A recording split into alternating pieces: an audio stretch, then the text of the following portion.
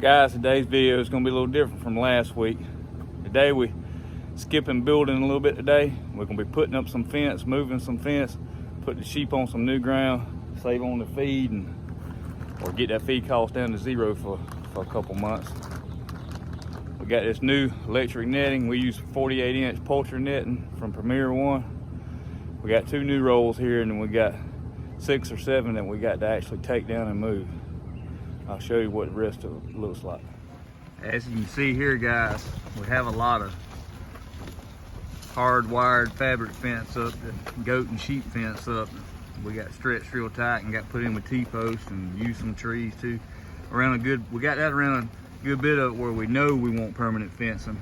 We're using a lot of this electric net fencing because we just don't know where we want the permanent fence. That and the time and money to put up the permanent fence just is not here yet on a lot of it. So we got a lot of runs like this. The electric netting just runs through where we got cleared here. And see, there's still plenty of green on this side, but it's not enough really to move it over and do anything. And this is one from last year that we really hit hard, and it was a winter feeding lot, and we're gonna let it recoup for a year or two, so we're gonna move it somewhere else.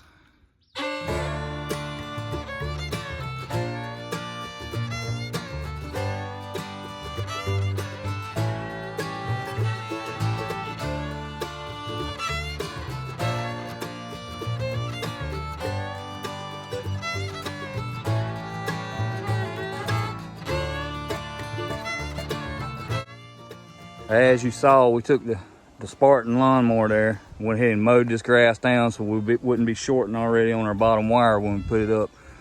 When we put the sheep in here, they're gonna be busy and not worrying about that little bit of grass along the side of that fence for a while. So we want it mowed down before we even set it up, so it won't have to burn through all that grass. And I think just because we may not have enough wire to go around and we don't want to order any, I think we're gonna run through this area that we pushed with the machine the other month. Might have to run the bush hog through there, brush cutter or something, and cut some of that kudzu vine out of the way right there. Sheep are gonna love that kudzu, I hope, and the little mini cows. But let's start putting up some fence posts.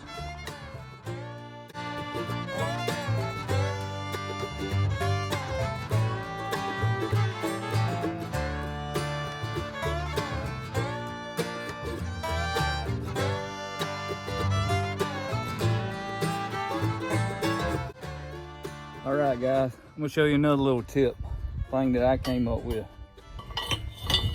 Before I was a rancher, in another life I was a contractor, electrical contractor and general building contractor, commercial building contractor. This here fence post driver, which is what it was bought as new, we used to drive ground rods. Well, a ground rod, you know, is only 1/2 inch, 5/8 round. So that's a lot of pressure on that little thin end of that ground post driver. So the first thing it did was come up through the end, knocked it off actually. We welded it back on, and then it punched through the center of it, made a washer out of it. You know. So we went to a local machine shop welding place, and see this 2.5 inch thick, this was a plug out of a plate where they cut a hole in a plate for somebody else, and this was scrap. Got it from them, welded on there, and that extra weight, it kept from busting through with the ground rods. But now years and years later, I wouldn't want to drive a fence post without them, because I've driven with one without this extra weight on there, and this is really the way to go. So if you can find something like that, this was free. If you can find something like that somewhere, if not, I don't know what it would cost you. Some kind of thick plate, the more weight, if you have to stack up a bunch of 1/2 inch plate on there or something, it'll work and have the same effect. It's a little heavier to pick up and slam, but when it drops on its own, you ain't working so hard. So anyway, that's a little tip. Let's get back to work.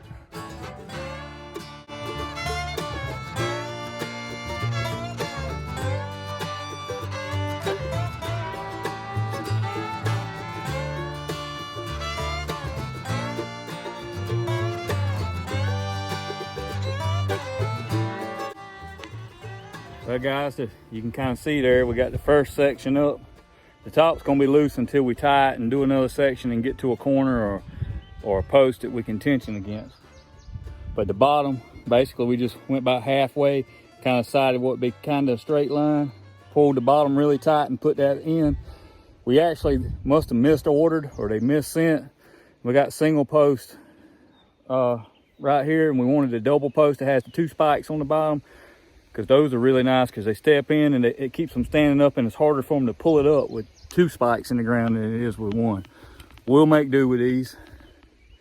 It's still good fence, and either way, the best you're gonna get out there for the price. Don't let the others fool you. We've bought others and compared a lot more than we've bought, and just don't compare. Anyway, let's tie another piece on after we mow the grass ahead of us and get some more done. Rinse and repeat, rinse and repeat.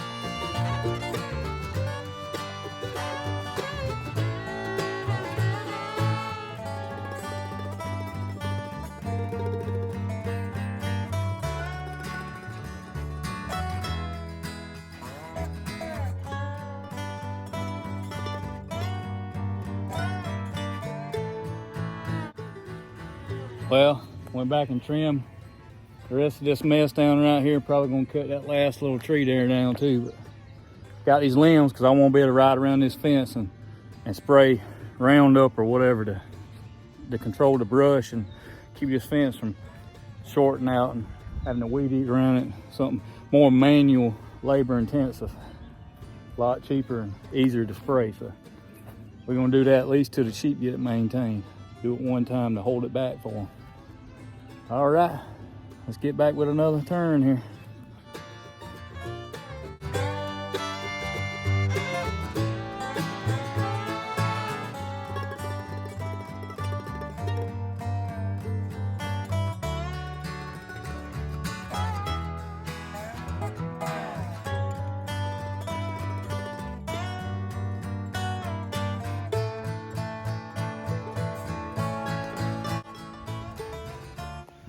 That's about all I can do with this today. I got to run to town and get some parts for the tractor, some parts we still need for this fencing. And by then it'll be too late. We'll get back with it tomorrow. The boys will come up here and drag some limbs, but other than that, that's all progress will be made on this today. Cut back in tomorrow. Well, we're back at it again this morning. As you can see, I recruited some help there. Use your free labor that the Lord give you when you can. Let's tie it onto this fence and continue on.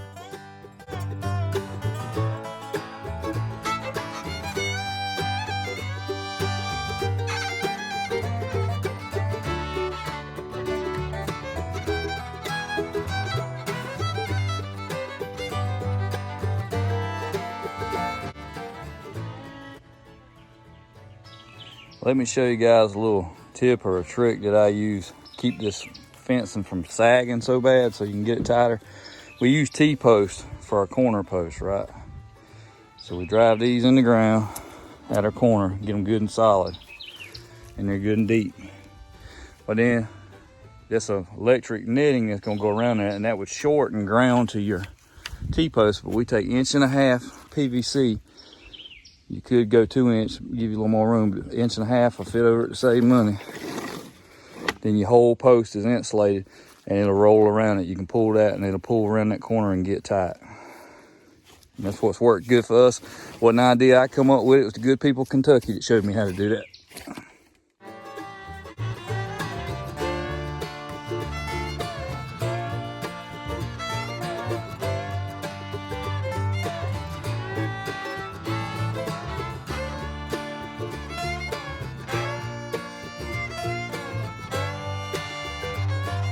As you guys can see, the sheep's been in here for a couple weeks and they've really ate the kudzu and the hedge back along this edge, and it's just worked out good for us. We even got a new lamb in there somewhere. I was hoping it would show up, but they're in there hiding somewhere. There she goes. We found our new lamb, ewe lamb. We named it Halo because we get to name the girls that we keep. We named it Halo because it's got white on top of its head. Of all our white sheep, for some reason this girl keeps throwing ones with color. And that's all right with us at this point. Thank you guys for watching today's video. Hope you enjoyed it. Please like, subscribe, and follow us on social media. As always, God gets glory for the good in our lives. Jesus Christ is Lord and Savior. God bless.